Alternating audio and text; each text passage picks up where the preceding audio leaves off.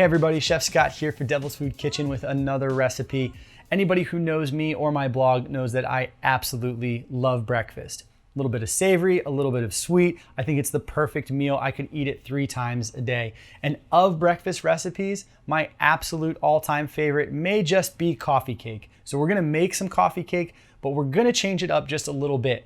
I wanna add blueberries to create kind of a blueberry muffin coffee cake hybrid. And I'm thinking we're gonna bake the batter in a sugar crust tart shell. This is gonna add an extra layer of texture and flavor, and I think will be a really cool presentation. Kind of slice it like a pie, serve it at your next breakfast or brunch or whenever, because it's coffee cake and it's always good. So I really don't have any recipe notes this week. We're ready to get our ingredients scaled and get started.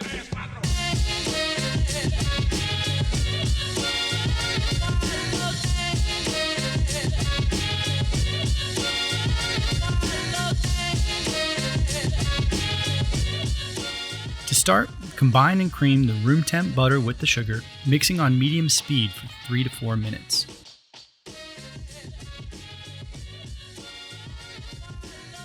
Add the flour and salt and begin to mix on low speed.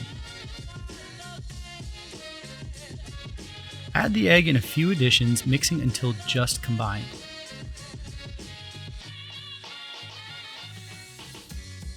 Finish mixing the dough by hand if needed, then scoop the dough onto plastic wrap, pressing it down to make it easier to roll. This will also increase the total surface area, which is going to help the dough chill faster. I like to use a rolling pin to make sure the dough is nice and even, and that also helps rolling it out later. Let the dough rest wrapped up in the refrigerator for at least 1 to 2 hours, up to overnight.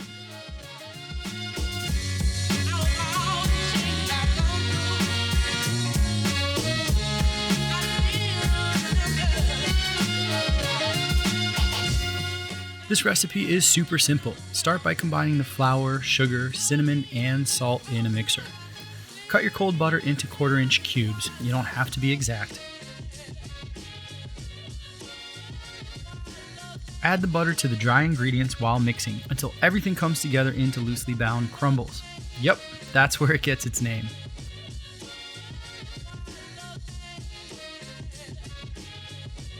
Keep the crumbles stored in the refrigerator until it's ready to be used later on, or you could freeze it at this point if you were making it well in advance. Start by lining the inside of your cake ring with a light coat of butter. The butter will help the raw dough stick to the sides of the cake ring and then help the dough release from the ring during baking. Plan to use about 1/3 of your dough for the sides of the cake ring. I trim the edges of my chilled dough and use the trimmings to work with first. The trim dough can go back in the fridge for now. Lightly flour your work surface and start to shape and roll the dough into an even log. The dough may crack at first when it's cold, but it'll begin to come together as it warms slightly. Just be careful not to handle the dough too much or it will warm into a sticky mess and you won't be able to work with it. Once the log is about 2.5 feet long, gently press it flat with your rolling pin and then begin to roll the dough out down its length. Roll the dough to just over an 1/8 inch thick and as wide as your cake ring is tall.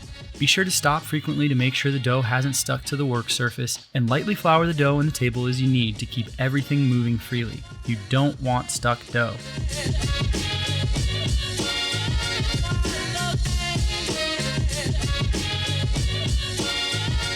Check to make sure the strip of dough is at least as wide as your cake ring down its length. You can also make sure it's long enough at this point. Trim one edge of the dough using a paring knife and a ruler or a straight edge.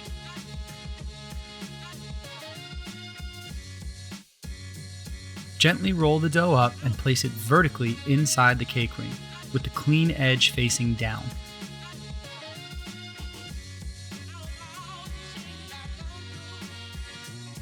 Slowly unroll the dough, gently pressing it into the side of the ring.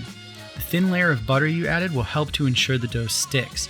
You also want to make sure to press out any tiny air pockets between the dough and the ring, which can cause the dough to sag during baking.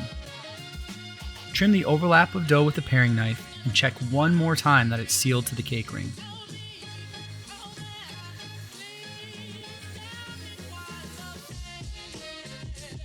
Using a sharp paring knife, trim the excess dough, striking it away from the ring to get a nice clean edge.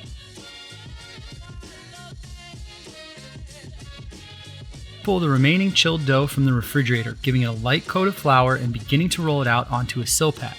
Using the Silpat is a good trick to keep the dough from sticking to your work surface because you can always peel the Silpat off or place it and the dough in the fridge if things get too soft to work with.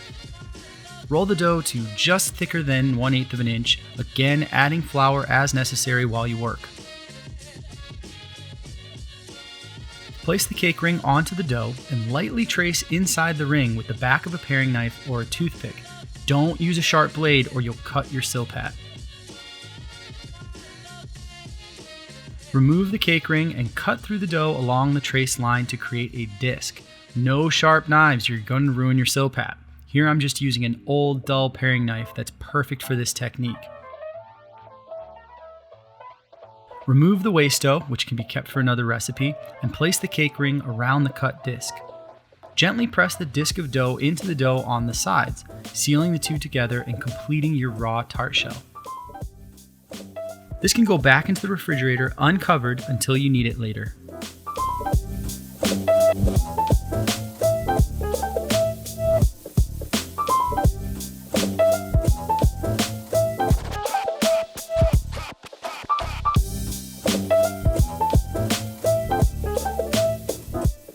Combine the butter, both sugars, and salt and begin to cream them together on low speed.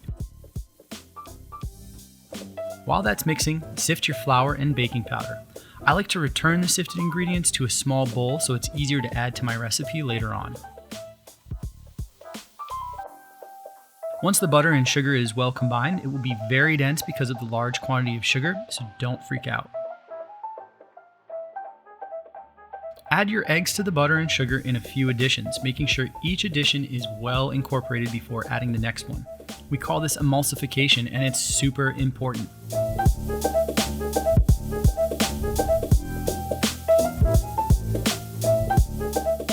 Add half of your dry ingredients, followed by half of the wet.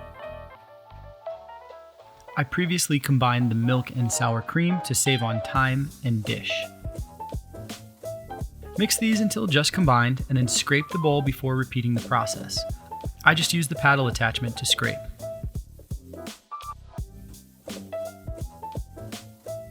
Once all of the ingredients are added, mix on medium speed for 3 to 4 minutes.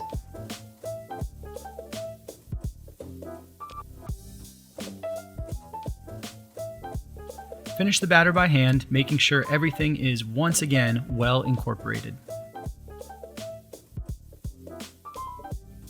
Just before using them, lightly coat the blueberries in flour. This is going to help them stay suspended in the cake during baking.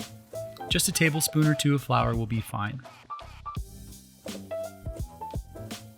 Begin to fill the tart shell with a layer of the coffee cake batter and spread it out evenly. Next, add a layer of the blueberries.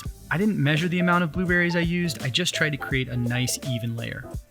Repeat the process until the tart shell is about 3/4 full.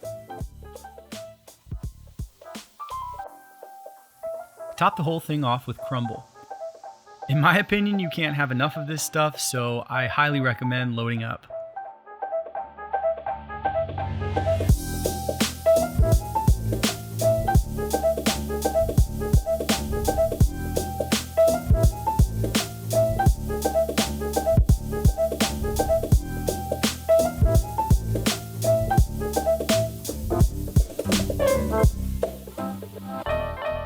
After removing the finished coffee cake from the oven, remove the tin foil covering the edges and place a clean tea towel over the cake to cool for about 30 minutes. When the cake is cool enough to handle, gently remove the cake ring. If you used enough butter to prepare the ring, it should slide right off. Be sure to support underneath the cake as it may still be soft while it's cooling.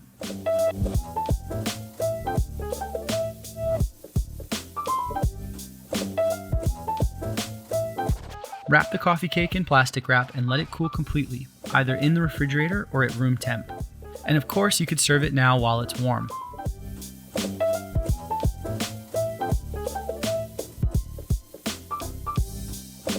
I'll like to finish the coffee cake with a heavy dusting of powdered sugar.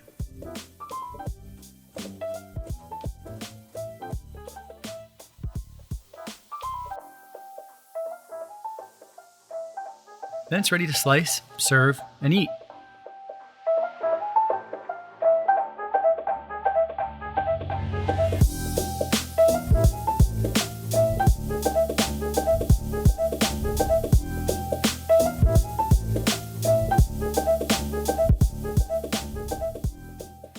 With our recipe complete, you are ready for your next breakfast or brunch or dinner or snack time or whenever, because it's always coffee cake time.